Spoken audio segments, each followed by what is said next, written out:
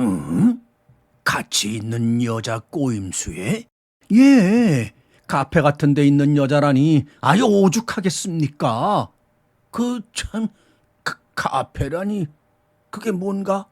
카페라고 술 파는 집이랍니다. 술 파는 집이라. 그럼 그게 갈보가 아닌가? 어서 오세요. 쉐런네 책방입니다. 반갑습니다.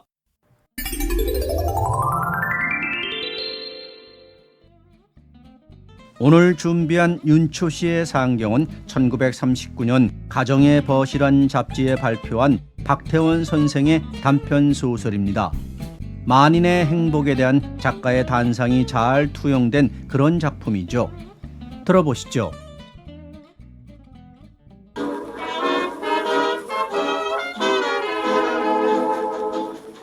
내뿜는 담배 연기 끝에 희미한 옛 추억이 불린다. 고요한 찻집에서 커피를 마시며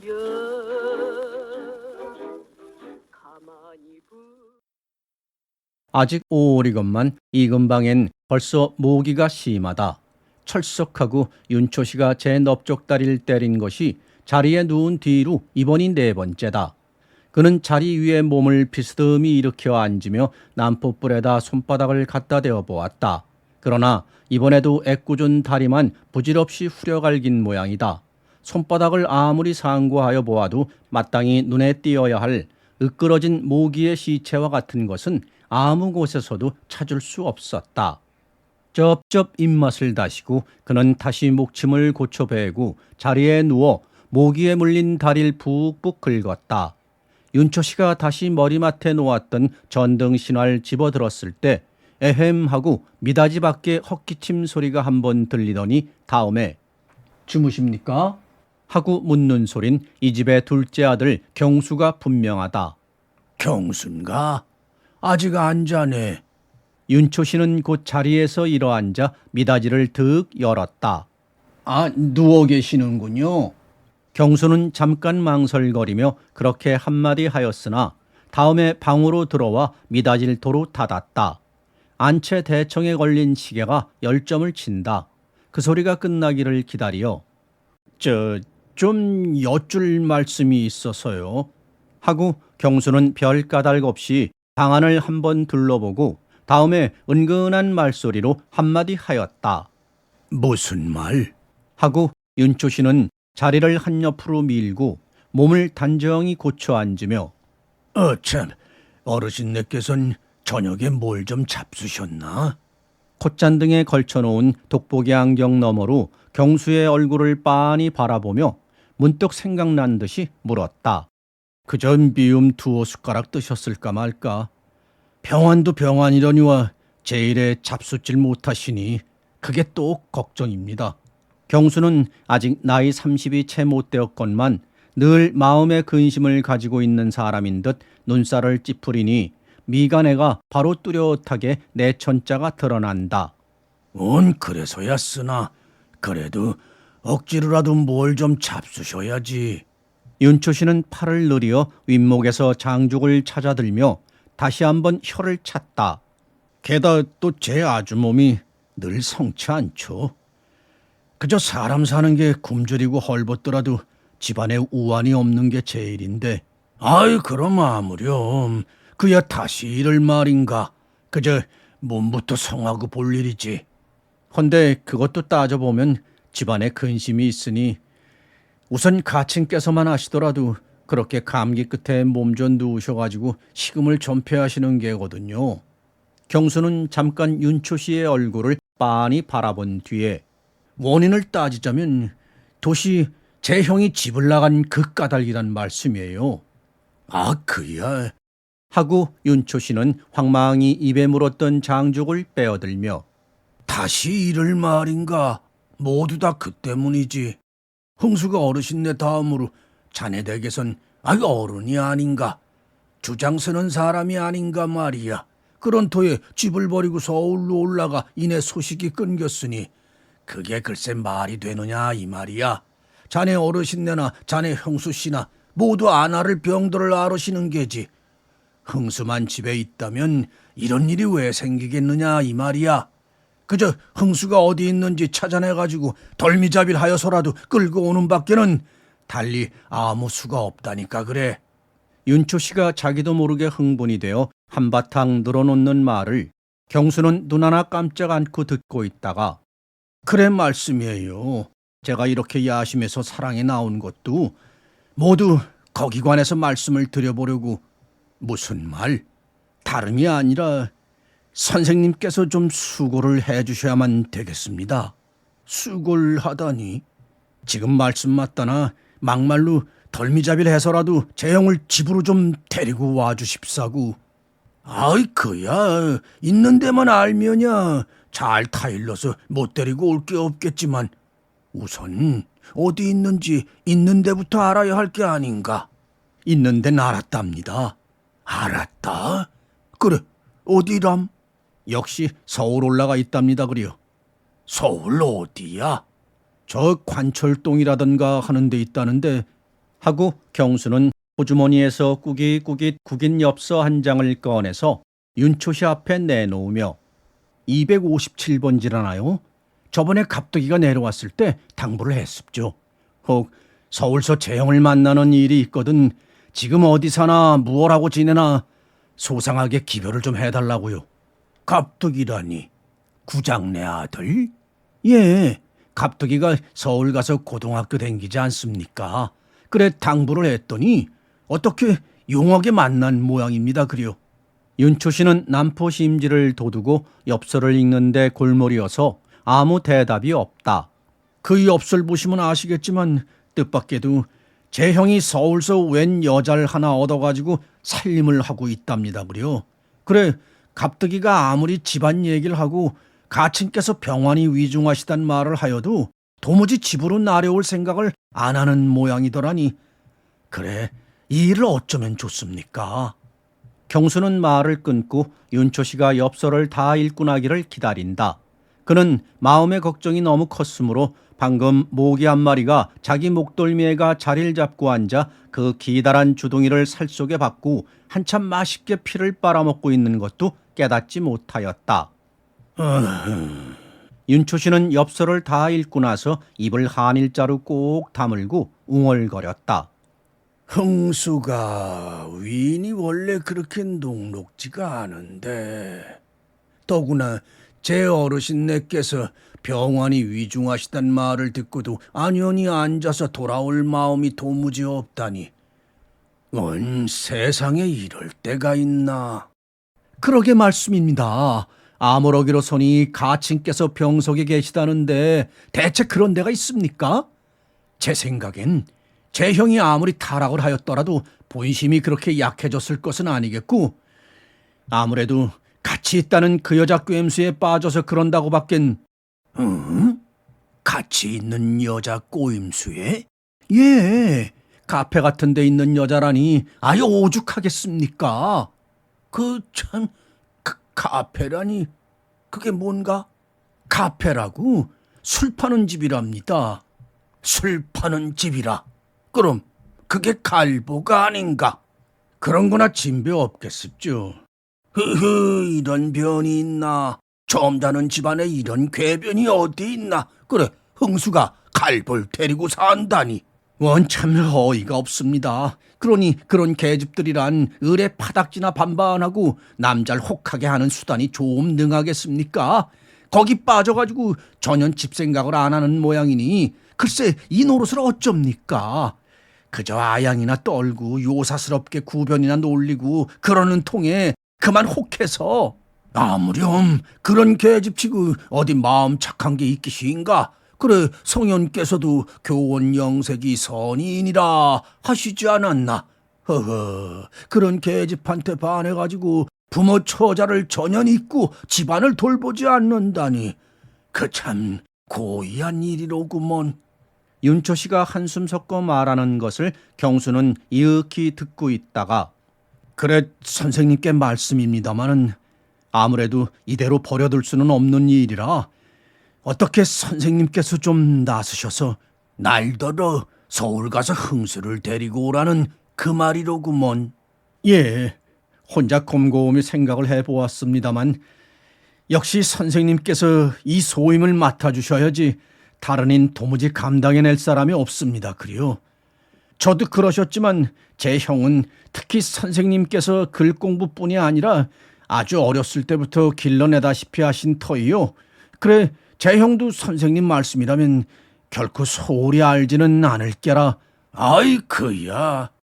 윤초신 고개를 끄덕이었으나 평생에 가본 일이 없는 서울을 늙은 몸이 이제 올라가서 대체 그 넓은 장 안에 어느 구석에가 흥수를 찾아내고 또 설사 용하게 찾아낸다더라도 자기가 같이 내려가자면 예예 그럽죠 하고 고분고분하게 따라 나설지 그러한 것을 생각하여 보니 얼른 마음이 내키질 않았다. 그러나 경수가 그저 젊은 제가 못하고 선생님을 폐스로 시게 하여 드린 게 이게 예가 아닌 줄은 압니다만 그걸 무릅쓰고 말씀드리는 게니 괴로우셔도 수고를 좀 해주셔야겠습니다. 떠나신다면 제가 곧 갑득이한테 전보를 쳐서 남대문 정거장까지 나오도록 할 게니까 갑득이하고 함께 관철동이란 데를 찾아가셨으면 하고 그렇게 말하였을 때 윤초신 갑자기 기운이 나서 성현께서도 결의불이 무용야라고 하셨으니 내 어찌 그만 수고를 아끼겠나. 그런데 이 말씀을 어르신네께 여쭈었나? 무슨 말씀을요? 아이 흥수 있는 데를 알았습니다고. 아, 그 말씀을 지금 여쭈면 뭐랍니까? 가뜩이나 병원이 위중하신데 제 형이 그처럼 서울서 다른 계집을 얻어서 살림을 한다고 아셔만 보십시오. 그도 그렇구먼. 그러니 선생님께서 올라가셔서 무사히 데리고 내려오시게만 되면 그때나 말씀을 드리더라도 아직은 모르고 계시도록 하는 게. 그도 그러이. 그럼 자네 형수 씨께도? 예, 아무한테도 말을 안 했습니다. 그러니 선생님께서도 그쯤 아시고 내일 아침 일찍이 아무에게도 별 말씀 마시고 떠나 주십시오. 그야 정거장까진 제가 모시고 나가겠습니다만. 경수가 자기 방으로 돌아갈 때 대청식에는 자정을 보한다. 경수 발소리에 뜰 아래 잠들었던 거위가 몇 마디 소리를 지른다. 개울 건너에서 닭이 한 차례 울었다. 윤초신 남포불 아래 단정히 앉아서 혼자 얼마 동안을 생각에 잠겼다.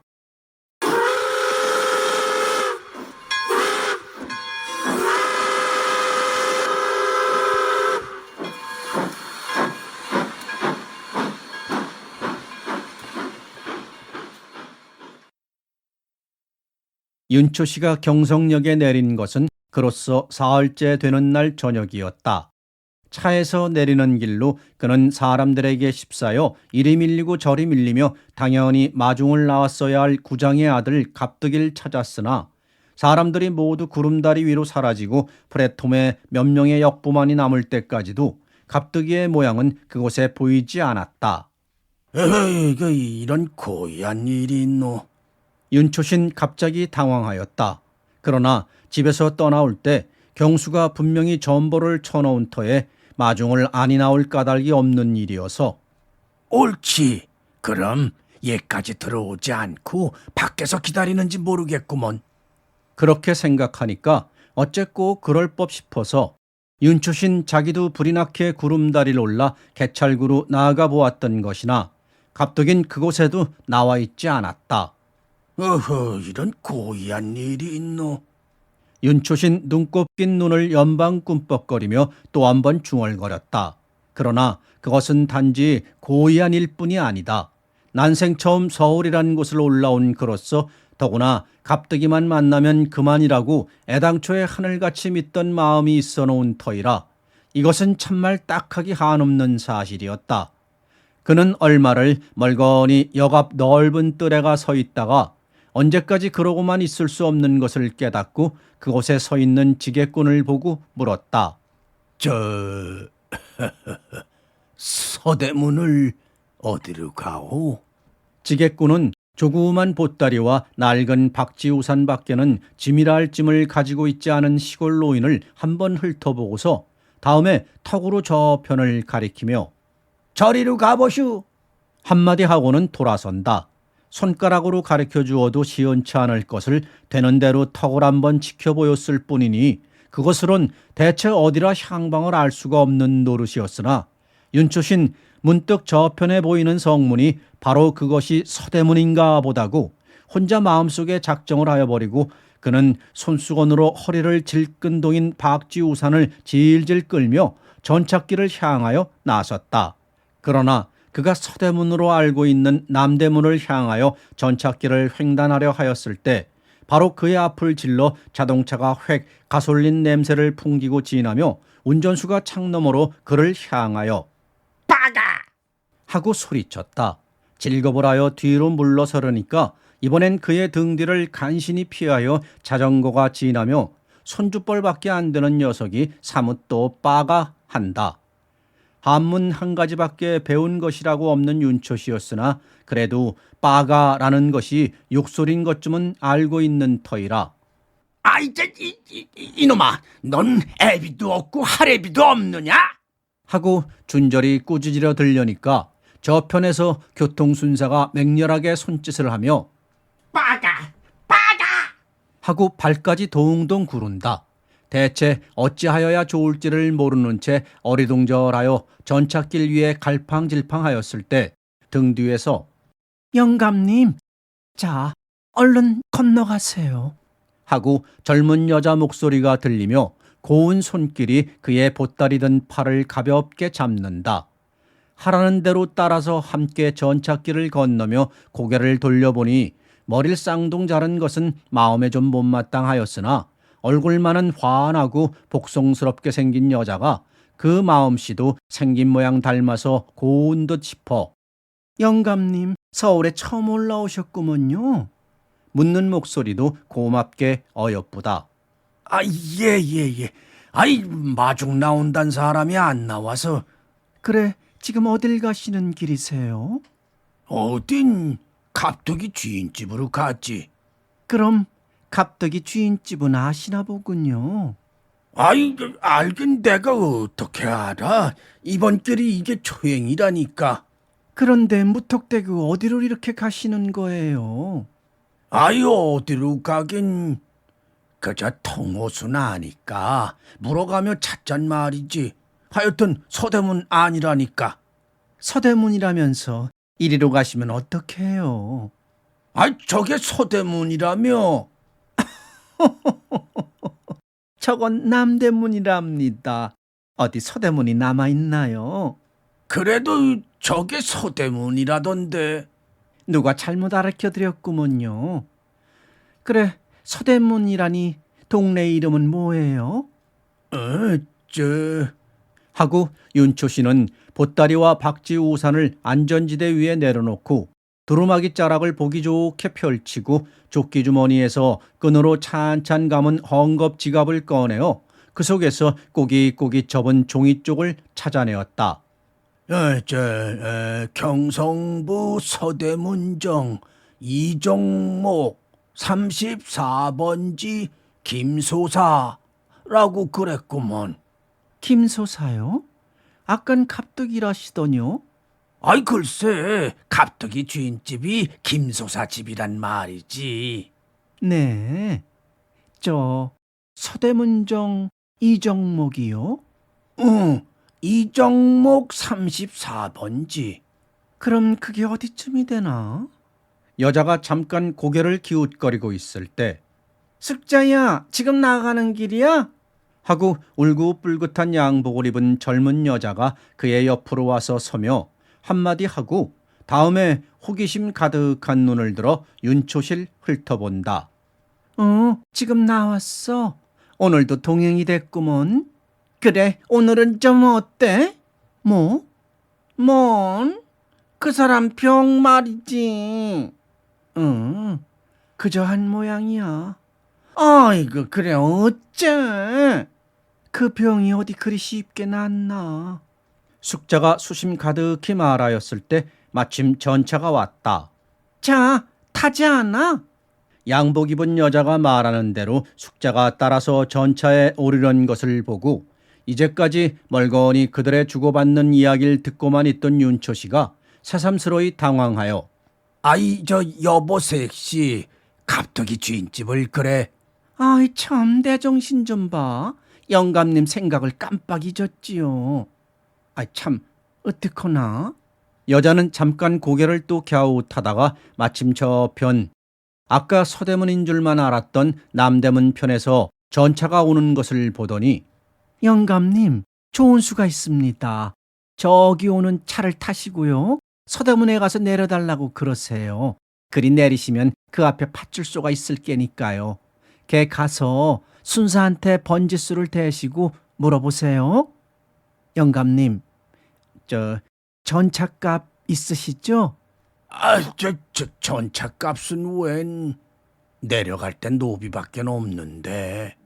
아, 오전이 없으세요? 오전? 오전이야 있지만 그럼 어서 전철 타세요. 차값이 오전이야? 그럼 그리 멀지 않은가 본데 걸어서도 실컷 갈걸. 아니, 걸어서 어딜 찾아가시겠다고. 자, 어서 보따리 들고 이리 옵시오, 영감님. 앞장을 서서 건너편 안전지대로 윤초실 끌고 가서 이 영감님을요, 서대문 이정목에서 꼭 좀 내려드리세요. 차장에게 당부를 하고 내리시면 거기 파출소가 있을 게니 34번지 김소사 집을 아리켜 달라세요. 다시 한번 일러주는 말에 윤초 씨는 좀 더 그 색시에게 물어볼 것이 있는 듯이 느꼈으나 차장은 어서 타슈, 어서 타! 불문곡직하고 그의 팔을 잡아 차 위로 끌어올리고 아주 문까지 탁 닫아버렸다. 내뿜는 담배 연기 끝에 희미한 옛 추억이 불린다. 고요한 찻집에서 커피를 마시며 윤초 씨는 가까스로 서대문정 이정목 34번지 김소사의 집을 찾았으나 갑득이는 없었다. 주인한테 아침에 전보 오지 않았더냐고 물으니까 왔다고 한다. 알고 보니 갑득이는 오늘 학교에서 원적으로 어디 문 밖에 나가 아마 밤중에나 돌아오리라는 것이었다. 그러게 그렇지. 아무러기로 갑덕이가 전벌 봤으면야 정거장에 안 나올 까닭이 있나? 윤초 씨는 혼자 고개를 끄덕거리고 갑득이 방에 들어앉아 기다리기로 하였다. 주인 여편네는 밤중이라고 하였지만 갑득인 그리 늦지 않게 8점 반에 돌아왔다. 아이고 이 웬일이십니까? 어떻게 이렇게 찾아오셨어요? 갑득인 분주히 그러한 말을 한 다음에 윤초 씨가 아직 저녁을 안 먹었다 알자 막 주인 여편네가 내어오려는 밥상을 그만두라 하고 과히 권하시지 않으시면 곧 나가실까요? 하고 벌써 자리에서 몸을 일으킨다. 흥수한테 가보게? 흥수요? 흥수에겐 내일 아침에 가보시죠. 밤중에 찾아가는 것도 못하니. 오늘은 진곡의 구경이나 하시고 밖에서 저녁이나 같이 잡수시고. 그래 두 사람은 김소사 집을 나서 전찻길로 나갔던 것이나 정작 그 이튿날 아침 그들이 조반을 치르고 막 하숙을 나서려는데 난데없이 웬 여자 하나가 갑득이를 찾아왔다. 아유 웬 젊은 색시가 총각을 그렇게 찾아오노? 하고 윤초 씨가 회개하게 생각하려니까 젊은이들은 젊은이들끼리 잠깐 무엇이라 소곤거리고 나서 어떻게 이야기가 되었는지 갑득인 윤초 씨를 돌아보고 자, 그럼 같이 가시죠. 하고 세 사람이 함께 종로로 향하였다. 그 웬 색신가? 윤초 씨가 가만히 물어보니까 갑득인 그가 자기 친구의 누이란 것과 오늘 급한 볼 일이 있는데 역시 자기가 같이 가서 보아주지 않으면 안 된다는 말을 한다. 하여튼 흥수하수까지 모셔다 드릴 테니 거기 계시다가 저녁 때 제게로 다시 오십시오 그리요. 저도 저녁 안으론 돌아가 있을 테니요. 그리고 그는 종각 뒤 골목으로 들어가 발언편으로 서너째 작은 골목 안을 가리키고 바로 저 막다른 집입니다. 그럼 이따가 제게로 다시 오십시오. 한마디를 남기고는 윤초 씨가 채 뭐라 대답할 사이도 없이 그는 젊은 색시와 함께 저편 담배가게 모퉁이를 돌아 나가버렸다. 아이원 이거 어떡하라고 날 혼자 버려두고. 윤초신 마음의 불안과 불만이 가득하였으나 어차피 이렇게 된 이상엔 달리 어쩌는 수 없고 또 흥수만 붙들면 나중에 갑득이 사관까지야 안 바래다 주랴. 스스로 마음을 든든히 먹고 그는 그 골목 안으로 뚜벅뚜벅 걸어 들어갔다. 그러나 일은 참 맹랑하였다. 그 집 건넌방에 들어있는 사나이의 말을 들어보면 흥수란 사람은 분명 이 집 아랫방에 들어있었으나 지금으로부터 꼭 한 달 전에 남대문 밖 아파트라 하는 곳으로 이사를 가고 없다는 것이다. 윤초 씨는 갑자기 눈앞이 캄캄하여지는 듯 싶은 것을 깨달으며 한참을 멀거니 그곳에 가 서 있었다. 그래도 그는 다시 그 사나이에게 그 아파트라나 하는 집이 경성역 앞에 있다는 것을 배워가지고 혼자 용기를 내어 그 집을 나왔다. 흥수를 찾아보는 것이 하루쯤 늦더라도 그냥 갑득이 사관으로 돌아가 있다가 갑득이더러 내일이라도 앞장을 서라고 하여 찾아 나설까 하고도 생각하였다. 서대문정 김소사집은 지금 혼자라도 어떻게 찾아갈 수 있을 듯 싶었다. 그러나 모든 일을 제가 나서서 하여 주어야만 마땅할 갑득이 녀석이 젊은 색시에 급한 볼일이란 대체 무엇인지 그 편에만 매어 달려 모처럼 중대한 사명을 띠고 올라온 자길 이처럼 푸대접하는 것을 다시 생각하여 보았을 때 얘기 안 있고 운놈. 너 없어도 내 혼자서 흥술 찾아보고야 말 테다. 그렇게 홧김에 무어라? 남대문 정거장 앞이라고? 걔까지만 물어서 가고 계속 또 알아보면 뭐 못 찾을 리 있겠냐? 그래 혼자 나서기가 불찰이었다. 윤초 씨는 내거리에 이를 때마다 지나는 사람을 붙잡고 묻고 다시 묻고 하여 어제 저녁에 차에서 내린 경성역 앞까지는 용하게 찾아 나갔으나 그 다음이 이를테면 큰 걱정이었다. 아파트라니까 윤초 씨는 지레짐작으로 그것이 무슨 집 이름이거니 하여 누구에게든 그렇게만 물으면 남대문 밖에선 다 알려니 하였던 것이 정작 알아보니 그것은 어림도 없는 수작이어서 아파트라니 무슨 아파트를 찾으시게요? 하고 사람들은 의뢰 되묻고 그냥 아파트라고만 하시면 어딘 줄 압니까? 그리고는 저 갈대로들 가버리었다. 어떤 학생은 번지는 아시나요? 하고 그것만 안다면 바로 자기가 나서서 찾아줄 듯이 하였으나 윤초 씨는 아파트라면 그만인 줄 알아 애초에 그러한 것은 배워두질 않았던 것이다. 허허, 이런 고의한 일이 있노. 윤초 씨는 어제 저녁 때나 한 가지로 바로 똑같은 경성역 앞에서 몇 번이고 중얼거리지 않을 수 없었다. 이왕 관철동의 주인을 정하였거든 그대로 눌러있는 것이 아니라 경망댁에 또 아파트니 무엇니 하는 대로 떠나간 흥수에게 윤초 씨는 은근히 화가 났다. 물론 흥수뿐이 아니다. 한 달이나 전에 떠나고 없는 집을 바로 흥수 들어있는 곳이라고 편지로 알리고 일껏 찾아 올라온 자길 저기 저 막다른 집이요? 하고 들이밀고는 웬 까닭도 모를 개집년하고 어디론지 빠져버린 갑득이 놈이 정작 좀 더 괘씸하였다. 허허, 이런 고의한 일이 있노. 윤초 씨는 또 한 번 중얼거렸다. 그러나 언제까지 그러고만 있을 수는 없는 일이다. 갑득이하고 함께 그의 사관을 나온 것은 아침 10점 반인가 그밖에 안 되었을 때인데 어느 틈엔가 석점이 훨씬 넘었다. 초행길에 더구나 통호수를 모르고 찾는 터이니 이것은 도무지 될 노릇이 아니다. 아이고, 저 이럴 것이 아니라 다시 갑득이에게로 가서 갑득이 보고 단단히 말을 한 다음에 오늘 안 되면 내일이라도 갑득이를 앞세워 다시 나서야만 할 밖에. 윤초 씨는 자기 단독 흥수 있는 곳을 찾을 것을 단념하였으나 그러고 보니 갑득이 사초로 돌아가는 것이 또한 문제였다.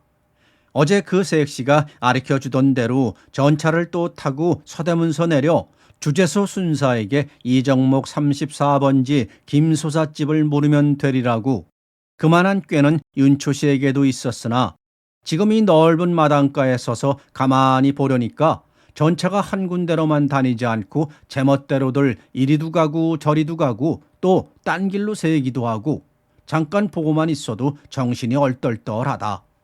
아이, 내가 어디서 어느 쪽으로 가는 차를 탔었노? 윤초 씨는 콧잔등에 맺힌 땀방울을 씻지도 않고 혼자 또 국릴하다가 니게든 또 물어볼 밖에 제2 태묘하사 매사를 문하신데 호기왈 수기 추인지자를 지례호 입태묘하여 매사를 문이오녀 제 문지하시고 왈 시예야니라. 그저 아는 것도 물어서 해야지. 그래 옆에 지나는 한 젊은 여인을 보고 저 서대문 이정목을 가려면 어느 차를 탔으면 하고 물으려니까 채 말을 맺기도 전에 아 영감님 갑득이 집을 여태 못 찾으셨어요? 하고 되묻는 것을 보니 일이 참말 공교롭기도 하여 바로 그것은 어제 저녁 자기를 전차를 태워보내던 그 갸륵한 색시였던 것이다. 아이 이거 하고 윤초 씨는 하 반가운 통에 하마터면 색시 손을 덥석 잡을 뻔하였다. 아 영감님 그래 웬일이세요? 아이 저 집을 찾으러 나왔다가 이번엔 또 갑자기 집을 잃어버려서. 영감님은 매일 집만 찾으러 댕기시는군요. 그래 오늘 찾으신다는 집은 찾으셨어요? 아이 웬걸 다 못해 그냥 갑덕이한테나 도로 가려는데 이번엔 저 아침에 나온 그 집을 또 그만 잊어버려서. 아니 오늘 찾으신다는 집은 네 집이게요. 통호순 아시겠어요? 아이 글쎄 그걸 모르는구려. 그냥 정거장 앞 아파트라나 뭐라나 하는 데 있다고 그러는데 그걸 도무지 알 수가 있어야지. 아파트요? 무슨 아파트인지도 모르세요? 그것도 모르지. 그럼 성씨는 누군데요? 흥수라고 고홍수라고. 네? 고홍수요? 뜻밖에도 색시의 눈이 신기하게 동그래지며 영감님은 고홍수하고 어떻게 되시나요? 흥수로 말하면 어렸을 때부터 내가 글을 가르친 사람이지. 글을 가르친. 헌데 색신 혹 고홍수를 아우? 윤초 씨는 고홍수라는 이름을 듣고 그처럼 놀라는 젊은 여인의 모양이 이상하게 생각되어 허허실수로 그렇게 묻기는 하였으나 색시가 다시 눈을 신기하게 깜빡거리며 그럼 혹 윤초 씨 영감님이 아니신가요?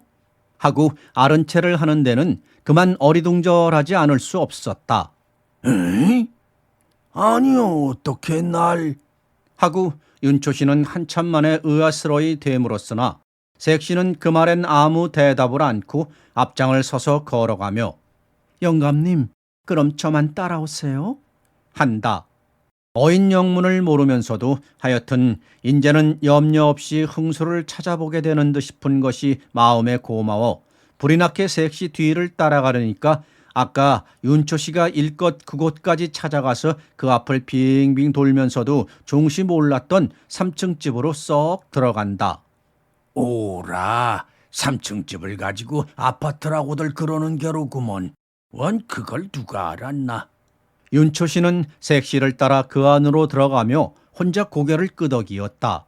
그러나 그 색시의 뒤를 쫓아 층계를 올라 2층 구석진 방 앞까지 갔을 때 잠깐만 계속 기다리세요 하고 그가 들어간 방문 기둥에 붙어있는 고흥수의 명함을 보고는 윤초 씨는 그만 얼떨떨하여 몇 번인가 고개를 기웃거리지 않을 수 없었다.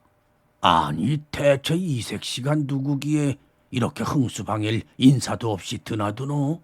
아무래도 알 수 없는 일이라고 눈만 꿈뻑거리고 있으려니까 얼마 안 있어 다시 방문이 열리며 오래 기다리셨죠?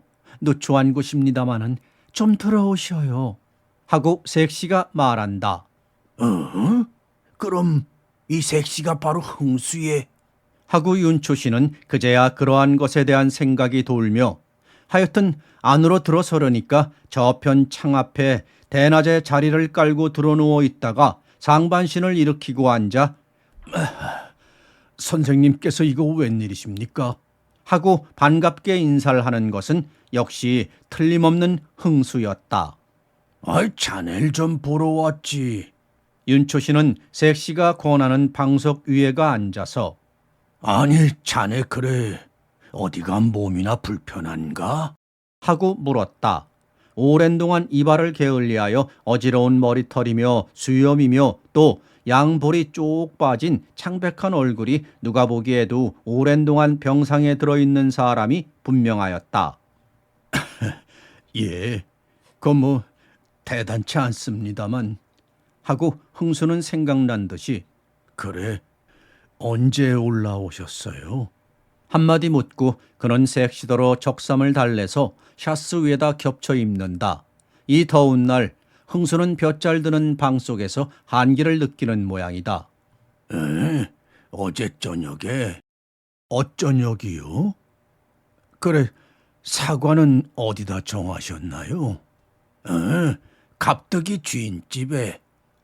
그래, 혼자 나오셨어요? 어떻게 용하게 찾으셨구먼요. 용하게 찾은 게 난 뭔가. 여길 찾느라고 참말 죽을 고생을 했다네. 아, 왜 오늘 일요일이고 하니 갑독이도 놀 텐데 데리고 나오시지 않으시고. 아니, 나오기야 함께 나왔지. 헌데 관철동 말이야, 자네 먼저 들어있던 주인집 걔까지 끌고 가서는 나 혼자 내버려두고 전 웬 섹시하고 어디 볼 일이 있다고 가버리네 그려. 원처럼 저희가 이 집으로 옮겨온 지가 벌써 한 달이 되는 거려. 글쎄 말일세. 그래, 그 집 사람한테 물어보니 뭐 정거장 앞 아파트라나 하는 곳으로 떠났다지. 에라, 가보면 찾겠지 하고 이 앞까지 와선 아이고 혼자서 서너 시간을 착실히 헤매 돌았네 그려. 흥수는 기계적으로 저편 책상 위에 놓인 시계를 돌아보고 원, 그럼 여태 점심도 못 잡수셨구먼요. 그리고 곧 색시 편으로 고개를 돌려 여보, 얼른 좀 나가서 뭐 요기하실 것 좀 적당하게. 선생님께서 약줄 즐기시니. 섹시가 알았어요. 하고 핸드백을 들고 막 방문을 나서려 할 때 흥수는 다시 아, 참, 담배도 좀 사오고. 그리고는 윤초 씨에게로 고개를 돌려 집안에 담배 하나 없습니다 그려. 제가 안 먹은 지가 그게 벌써 석 달이 넘으니까요. 아니, 그럼 그동안 담배를 끊었던가? 그 참 좋은 일일세. 하지만 흥수는 호젓하게 웃고 웬걸 끊고 싶어 끊었나요? 제 병에 담배가 기하는 게 되나서. 아니, 그럼 자네가 벌써 여러 달째 이렇게 자리에 몸져 누웠었네 그려. 대체 병은 무슨 병이기에? 윤초 씨가 새삼스러이 놀라는 얼굴로 묻는 것에 흥수는 다시 한번 외롭게 웃고 폐가 성하지가 못하답니다. 아니, 뭐? 폐가? 예. 아이, 자네가 원래 몸이 허약하진 않았는데 그 웬일인가? 모르겠습니다. 의사는 제가 불규칙한 생활을 하기 때문에 그래 몸을 버렸다고 그럽니다만, 하여튼 제가 회사를 그만둔 지가 꼭 2달이 됐으니까요. 원 저런 병이 있나? 그래, 제 수입이라곤 도무지 다 끊져버리고 약값은커녕 하루 3끼 밥 끓여 먹기도 어려울 지경이라 그래 숙자가 다시 카페로 나가게 됐습니다마는. 하고 흥수는 윤초 씨의 얼굴을 똑바로 보며 저희들이 이렇게 사는 걸 선생님께서는 어떻게 생각하실지 모르겠습니다마는 숙자는 참말 무던한 여자입니다. 참말 그런 여잔 다시 없죠. 윤초 씨는 잠깐 어찌 대답할 바를 모르는 채 멍멍이 앉아 있었다. 어제 저녁 전찻길에서 처음 길을 배웠을 때부터 윤초 씨는 그 숙자란 섹시에게 은근히 호감을 가지고 있었다. 솔직하게 말하자면 지금 흥수가 그를 가리켜 무던한 여자라고 말하는 것에 그저 무조건하고 동의를 표하고도 싶었다. 그러나 그것은 자기가 띠고 온 사명과는 서로 배치되는 의견이다. 윤초 씨는 좀 난처하였다. 윤초 씨가 아무 말이 없으니까 흥수도 입을 다물고 잠시 잠잠하다가 문득 생각이 난 듯이 고개를 들고 참 선생님, 절 보시러 이처럼 올라오셨다니 집에 무슨 일이라도 생겼나요? 윤초 씨는 잠깐 망설거리다가 자네 어르신네께서 편찮으셔서 하고 우선 한마디를 한 다음에 그의 기색을 살폈다. 흥수는 아무 대답이 없었다. 기운 없이 고개를 숙이더니 조금 있다가 한숨이라도 토하는 듯 싶은 것이 윤초 씨에게 느껴졌다. 자네 내상도 근래 몸이 불편하신 모양이고 나로서 그런 말 하기는 처지가 거북하이마는 집안에 우환이 있으면 그게 다 어려운 노릇이 아니겠나. 뭐 그것이 자네 까닭일 턱은 없는 게지만 그래도 어르신네께서 자네를 꽉 믿고 계신 터에 자네가 서울로 올라와 딴살림을 시작하였으니 그것이 근심이 아니 되실 까닭 없는 게고. 그래 근래는 거의 시금까지 전폐하다시피 하시니 아무래도 큰일이라. 자네 계시 말도 그런데 하여튼 자네가 집으로 다시 돌아와 집안사를 주관하지는 못하더라도 관계찮으니 한번 아버님이나 배웠고 얼마간 노여움이라도 풀어드려야 도리가 아니겠냐고. 모두들 뭐라고 그래요? 흥수가 갑자기 고개를 들고 물었다. 제가 서울 와서 이러고 사는 걸 퍼구나 비난들 하죠.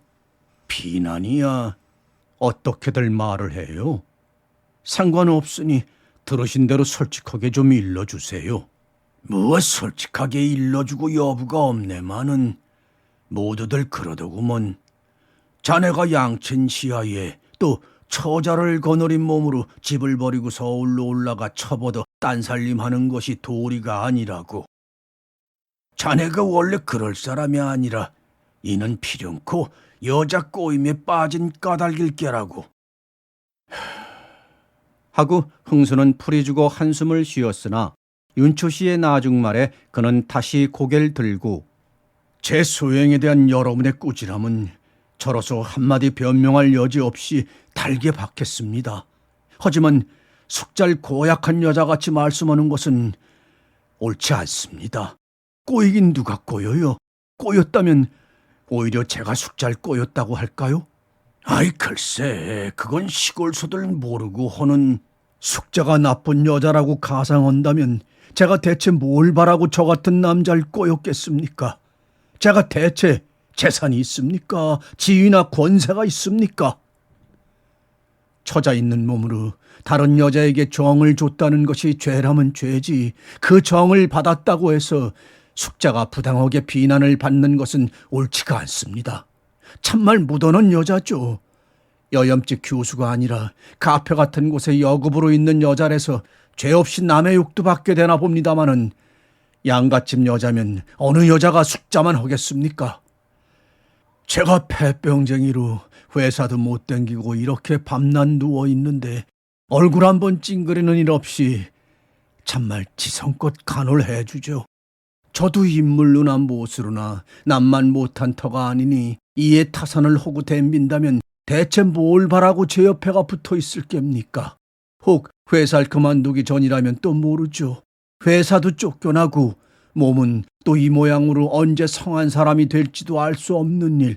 더구나 시골엔 어엿한 처자가 있으니 진정으로 제가 절 생각해 주는 게 아니고는 그야말로 무슨 천작으로 제게 붙어 있겠습니까? 그저 하루만 제게 계셔보시면 선생님께서도 단박에 믿어주실 줄 압니다만 참말이지 숙자가 절 위해주는 마음이 끔찍하죠. 저기 놓인 저 약이 모두 숙자가 제 병 고쳐주려고 구해온 게랍니다. 그뿐인가요? 숙잔 뉘에게서 해주 구세 요양원으로 가서 치료받는 게 그중 좋단 말을 듣고 돈을 주선해서 절 그리 보내려고까지 했답니다. 점에서 300원이나 빚을 얻어가지고. 하지만 전 극렬 반대했죠. 300원씩이나 빚을 얻어 그걸 언제 어떻게 갚습니까? 그래서라도 병이 난다면 또 모를 일이지만 그것도 믿을 수 없는 일이고 공연히 숙자 고생만 더 시키는 게 아니겠습니까? 그뿐이 아니죠. 요양원이 얼마나 좋은 데인진 모릅니다마는 전 숙자 옆을 떠나선 못 살 것 같아요. 조속으로 절 받들어주는 마음, 제 마음이 행여 어두울까 봐서 어떤 괴로움을 당하더라도 언제 그 명랑한 얼굴로 대해주는 그 얼굴.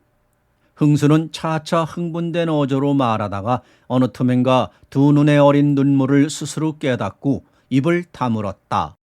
윤초 씨도 깨닫지 못하고 치만덩이를 꿀떡 삼켰다. 절 데리러 선생님께서 올라오신 줄은 저도 압니다만 선생님이 모든 사정을 모르셨으면 모르지 이제 이만큼 숙자란 여자를 아신 이상엔 설마 저더러 숙자와 갈라서라고 나누시겠죠? 숙자는 그냥 제가 좋아서 데리고 사는 단순한 계집이 아닙니다. 은인이죠. 큰 은인이죠. 은인이면 이만저만한 은인입니까? 윤초 씨는 얼마 동안 말을 못하다가 한참 뒤에야 입을 열었다. 자네 말은 잘 알았네. 잘 알았어. 내가 무턱대고 자네더러 색시와 갈라서라거나 집으로 돌아가자거나 할 경계가 못 된다는 것도 알았네. 하지만 어떻든 자네 일로 하여서 집안이 그야말로 난가가 된 것을 또 어쩌면 좋단 말인가. 자식된 도리로 어버이께 근심을 끼치고 병환이 중하신 줄 알고도 돌아가질 않는 데서야 되나. 가서 뵈야지. 뵙는 게 도리지.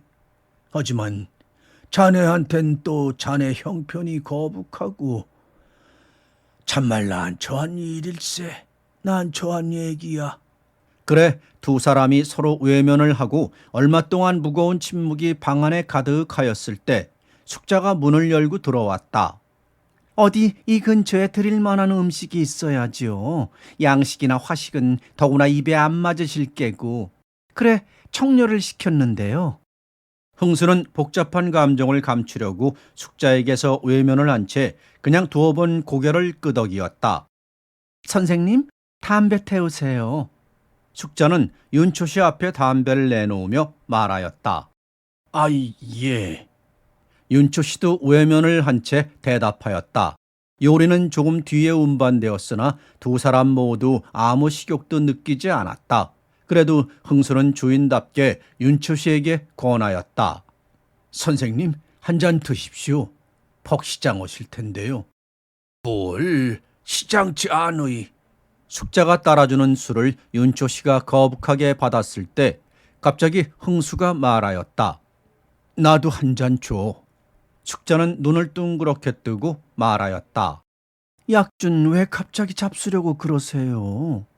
윤초 씨도 말하였다. 자넨 몸 생각을 해서라도 술 같은 것은 삼가야 않겠나?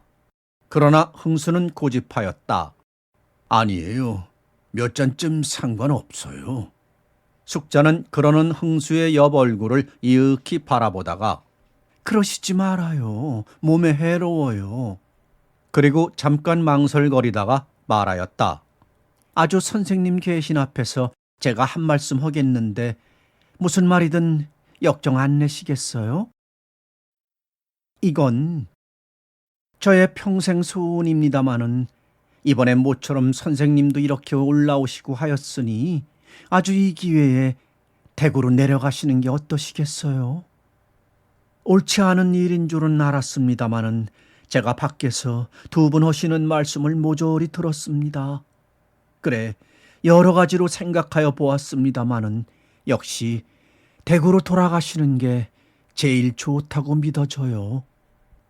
전 처음에 당신께서만 절 돌봐주신다면 설사 다른 이들이 뭐라고 절 욕하고 비난하든 상관없다고 생각하였었죠. 우리만 깊이 서로 이해하고 애정이 두터우면 그만이 아니냐고 그렇게요. 하지만 지금은 생각이 달라졌어요. 자기의 행복을 위하여 남을 불행한 구렁댕이에 떨어뜨리는 것이 결코 옳지 않은 일이라고요. 옳지 않은 일일 뿐 아니라 그렇게 얻은 건 결코 참말 행복일 수 없다고요. 그것도 남이 아니고 바로 양친 부모님께 그처럼 근심을 끼치고 부인과 아기까지 불행하게 하여 드리다니. 그리고 그걸 여태까지 그리 죄스럽게도 생각하지 못했다니. 제가 다 배운 게 없는 탓입니다. 아까 말씀에 절 은인이라고까지 과분한 말씀을 하였습니다마는 절 참말 그렇게 생각해 주신다면 제발이지 절 고약한 년이 되지 않게 시리 선생님 모시고 대구로 내려가 주세요. 그리고 부모님 병환도 나으시게 하여 드리고 부인 마음도 편안하게 하여 드리세요. 저 하나 때문에 웬 집안이 그처럼 불안하셔서야 어찌합니까? 당신을 떠나보내는 것이 저의 앞길의 광명을 빼앗기는 거나 다름이 없지만 그래도 오히려 그 편이 제겐 떳떳합니다. 당신 부모님께, 부인께, 또 어린아이들께 이 이상 몹쓸 년이란 소리를 듣지 않는다는 것만 생각해도 마음이 얼마나 편안한지 모르겠습니다. 제가 이 뒤에 설사 불행하다 하더라도 그건 어쩌는 수 없는 일이에요. 저 하나의 불행으로 웬 집안이 평화로우시고 행복되신다면 당신의 부모님께서나 부인께서는 대개 행복을 위해시어 저의 불행을 요구하실 권리가 있으시죠. 하지만 그 권리가 제게는 없으니까요. 제가 당신을 모시고 있어서 행복이라 하더라도 그건 참말 행복이 못 되죠. 설사 행복이라 부를 수 있다더라도 의롭지 못한 행복이 아니겠습니까? 제발 부모님께 이 이상 근심을 더 끼쳐드리지 마시고 대구로 돌아가십시오. 그리고 고요한 시골 맑은 공기 속에서 어서 병환을 고치세요. 숙자는 용하게 거기까지 말을 이어서 하였으나 복받쳐 오르는 울음을 이내 더 참을 길 없어 그는 그대로 그 자리에 엎드려 소리를 내어 느껴 울었다. 나를 부르누나 흘러간 꿈은 찾을 길 없어 연기를 따라 헤매는 마음 사랑은 가고 추억은 슬퍼 마침내 흥수가 윤초씨를 따라 서울을 떠나는 날 경성역도에는 숙자 혼자 배웅을 나왔다. 갑득인 이날도 무슨 기인한 볼 일이 있다 해서 어딜 가고 안 나왔다. 윤초씨는 기운이 없었다. 흥수를 자기 손에다 돌려주고 영영 그와 헤어지려는 숙자를 눈앞에 두고 마음의 애달픔이 하나 가득하였다. 자기가 서울에 나타남으로 하여 숙자에게 크나큰 불행을 준 것 같아서 견딜 수 없었다. 내가 왜 이런 소임을 맡아가지고 서울까지 올라왔노? 하고 새삼스러이 그러한 것까지 뉘우쳐졌다. 떠나는 흥수나 보내는 숙자나 마음의 슬픔이 어찌 없겠느냐. 하지만 그들보다도 정작 마음이 슬프고 괴롭고 또 죄스럽기까지 한 것은 윤초씨 영감이었다. 숙자는 흥수의 마음을 다시 어둡게 하지 않기 위하여 얼굴에 웃음조차 지어가지고 그를 바랜다. 그러나 그 웃음은 땅을 치고 통곡하는 것보다도 본원이들 마음에 애처로웠다. 윤초씨는 그에게 한마디 위로하는 말을 주고 싶었으나 적당한 말이 쉽사리 생각되지 않았다. 혼자 초조하였을 때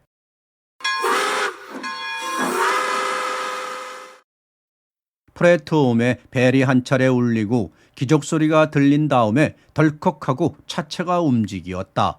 그 순간 윤초씨의 머릿속에 노노의 한 구절이 떠올랐다. 그는 그대로 황망히 창밖으로 고개를 불쑥 내밀고 거의 울음 섞인 목소리로 숙자를 향하여 소리쳤다. 색시 잘 있소. 덕불고라 필유인이라고 성인께서도 말씀하셨지. 마음이 그처럼 착한데 좋은 일이 왜 없겠소. 색시 부디 잘 있소.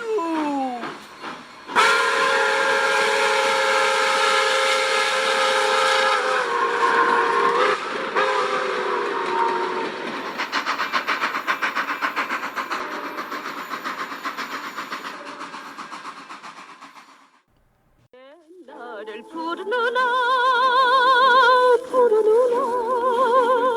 흘러간 꿈은 찾을 길 없어 연기를 따라 헤매는 마음 사랑은 가고 추억은 슬퍼 블루스에 나뉘는다 내 뿜는 담배 연기 끝에